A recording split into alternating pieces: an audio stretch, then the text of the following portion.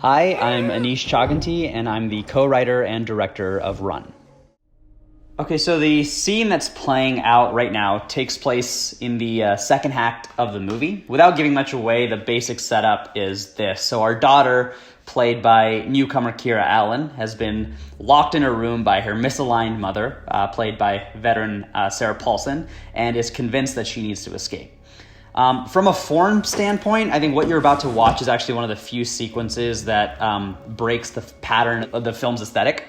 Much of the film style is sort of borrowed from the films of Hitchcock and Shyamalan, and those films don't just choose shots because one thing can happen in them. They design frames where like 4 or 5 things can happen in them. So to like borrow a page out of their book, I storyboarded every single frame of this movie by hand before we started shooting. You can actually compare the boards to the final film. It's all pretty identical. So right now we're watching Chloe, who's this super resourceful and smart and inventive girl, sort of MacGyver a solution out of her room.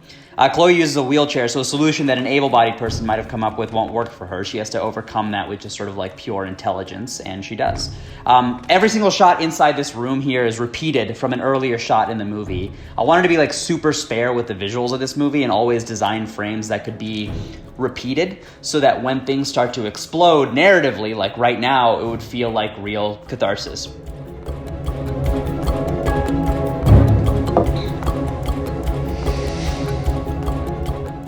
So all of this was shot on a stage in Winnipeg. We basically created the entire second story of this house on a stage, and the first story and the outside, which you're looking at now, is all on location.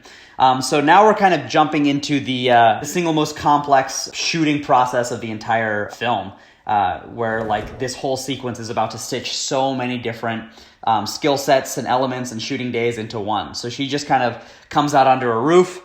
We're landing on a shot of Kiera in a stage on a set where the roof is actually flat and the walls are tilted to the side. It looks sort of like a really cool, it was hard to describe, but just movie magic, it makes that work. So the camera's just tilted. She's actually perfectly flat on the ground. We're just tilting her hair a little bit and occasionally blowing wind to the side. And that's her face pushing forward a little bit and sort of a blue screen behind her. The next shot you're going to see is going to be from the side, and that is a stunt double.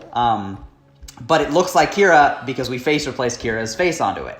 And this shot sort of like was actually the first shot that we did on day one of shooting. And we had to shoot it on day one because we shot in Winnipeg, Canada, which is like the coldest place ever. And we had to shoot out our exteriors first before everything started snowing. We started shooting October 31st of 2018. By the way, that house was chosen because it just felt like when we saw it that it looked like it was like you could put it on a movie poster and draw it out and put Sarah Paulson's face above it, and it just had the vibes of like this old school like Hitchcock house. So you just like secrets inside of it and stuff.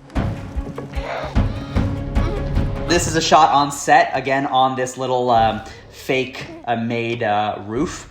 This is another shot on set. Obviously, we did not put Kiera on an actual roof with danger, but this whole sequence we shot over multiple days. And she still has a bunch of water in her mouth that she swallowed from earlier. She plugs in a soldering iron, heats up the soldering iron, and puts the soldering iron to this glass in the cold, where it immediately starts to kind of crack because the heat is expanding it.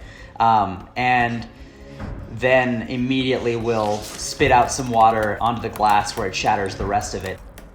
This is actually a technique. One of my best friend's dads is a glassblower and taught me this over the phone. So that's the end of one of the biggest set pieces of the movie, which honestly tries to do what we were trying to do with this whole movie, which is take a normal house and turn every single element of that house into a massive Burj Khalifa-scale obstacle.